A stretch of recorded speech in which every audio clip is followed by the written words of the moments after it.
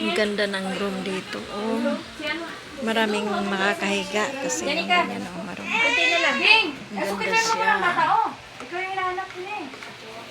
Maganda pagka sit up sa room. Cute siya.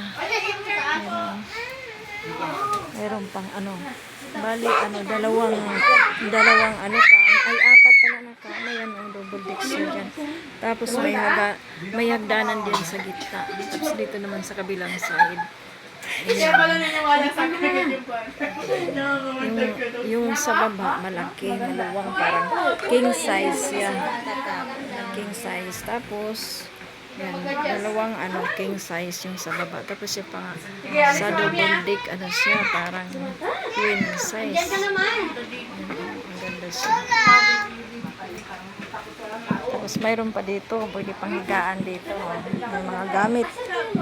Kaya nag-prepare kami ng pagsuot. Ayan.